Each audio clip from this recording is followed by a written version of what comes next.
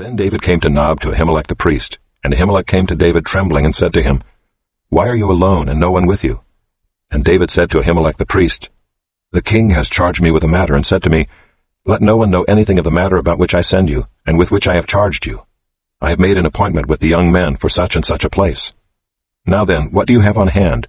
Give me 5 loaves of bread or whatever is here.' And the priest answered David, 'I have no common bread on hand, but there is holy bread, if the young men have kept themselves from women.' And David answered the priest, 'Truly women have been kept from us as always when I go on an expedition. The vessels of the young men are holy even when it is an ordinary journey. How much more today will their vessels be holy?' So the priest gave him the holy bread, for there was no bread there but the bread of the presence, which is removed from before the Lord, to be replaced by hot bread on the day it is taken away.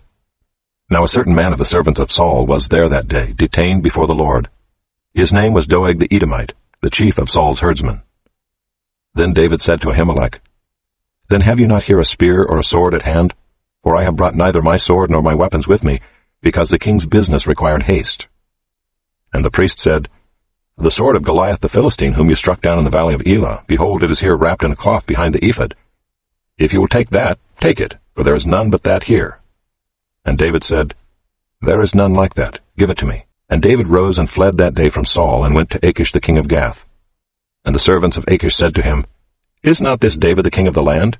Did they not sing to one another of him in dances? Saul has struck down his thousands, and David his 10,000s? And David took these words to heart, and was much afraid of Achish the king of Gath.